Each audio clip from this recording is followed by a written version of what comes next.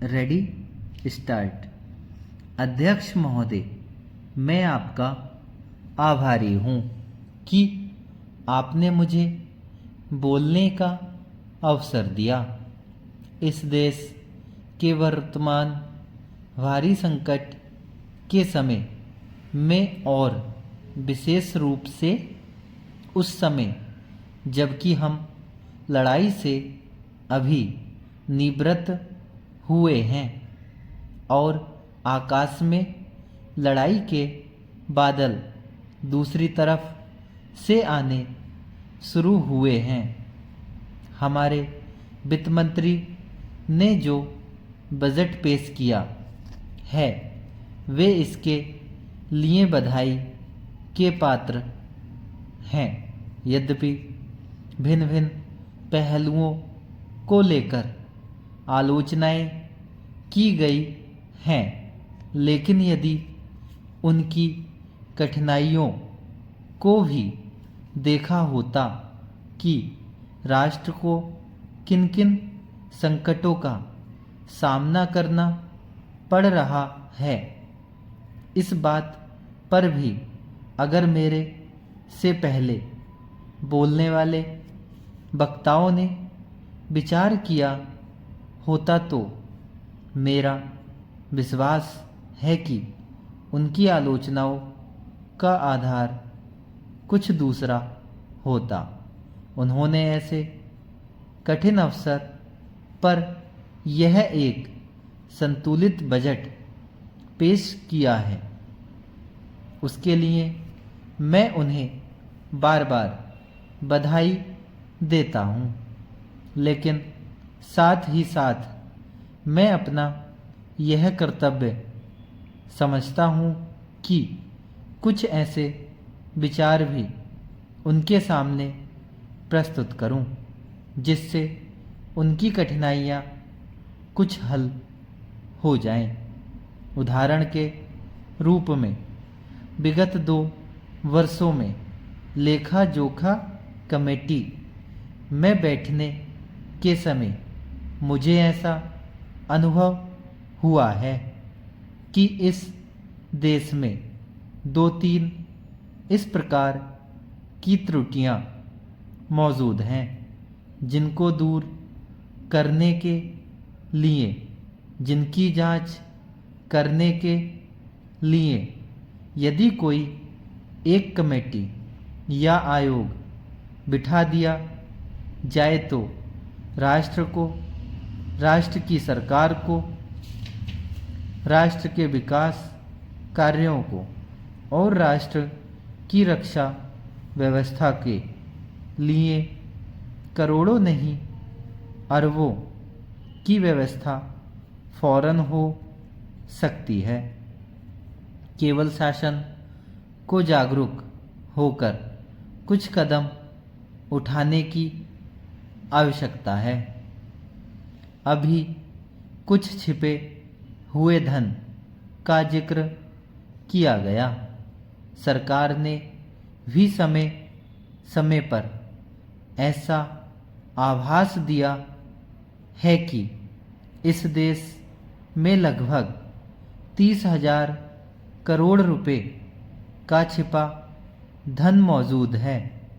स्वयं मैं नहीं समझ पाता हूँ कि जब सरकार ऐसा अनुभव करती है तो इसकी व्यवस्था करने में उसको दिक्कत क्या आ रही है। ऐसा मालूम होता है कि कहीं इच्छा शक्ति की कमी है। भारत की इस सरकार ने अपनी शक्ति का ठीक से उपयोग करके उस दुश्मन के दांत खट्टे किए जिसके की ऊपर विश्व की शक्तिशाली और इंग्लैंड जैसी शक्तियों का अटूट सहारा था और जिसको कि उन्होंने हमारे विरुद्ध उकसाकर खड़ा किया था और अपना पूर्ण सहयोग दिया था। अध्यक्ष महोदय, मानव संसाधन विकास मंत्रालय की मांगों के संबंध में बोलने के लिए मैं खड़ा हुआ हूँ।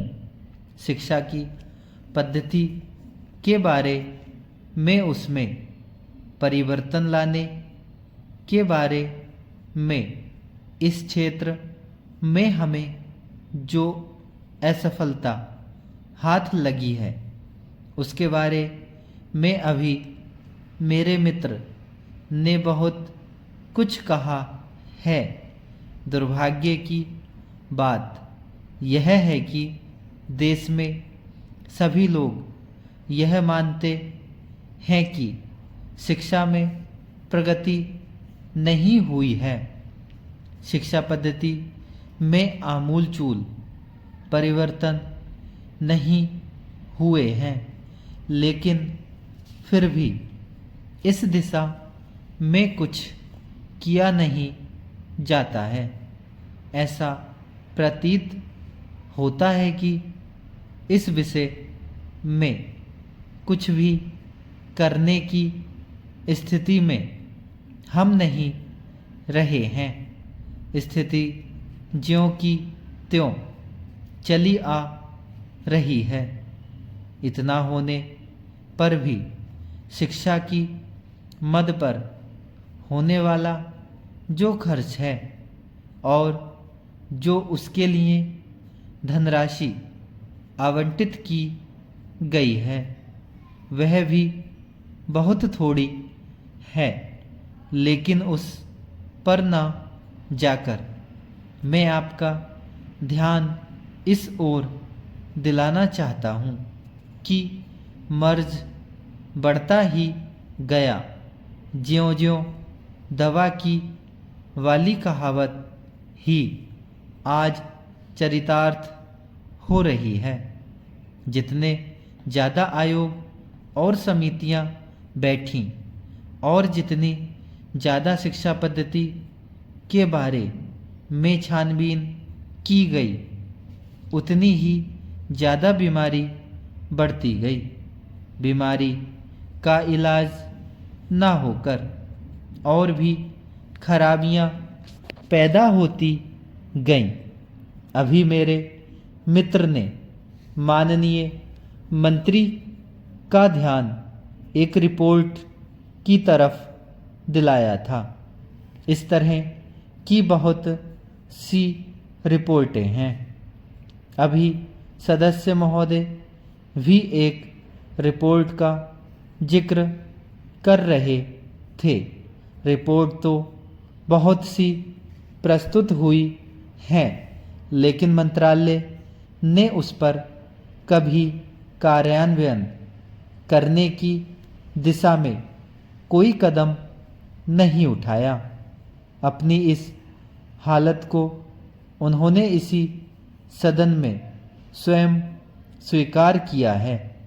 अपनी व्यवस्था को उन्होंने स्वयं यहाँ प्रकट किया है। इस विषय पर और अधिक ना कहकर मैं आज के दिन मानव संसाधन विकास मंत्रालय का ध्यान दो विशेष विषयों की तरफ दिलाना चाहता हूँ। पहली बात तो मैं हिंदी के बारे में कहना चाहता हूँ। मंत्रालय का काम हिंदी का प्रसार और प्रचार करना है। हिंदी हमारे देश की राष्ट्रभाषा है। संविधान ने उसको राष्ट्रभाषा का स्थान दिया है, लेकिन हिंदी को वह स्थान अभी तक भी ठीक से प्राप्त नहीं हुआ है। इसके कई कारण हो सकते हैं। एक कारण हिंदी प्रेमियों का अधिक उत्साह हो सकता है। दूसरा, दलगत राजनीति से प्रभावित होकर राजनेताओं का भाषा के बारे में अपनाया गया दृष्टिकोण हो सकता है।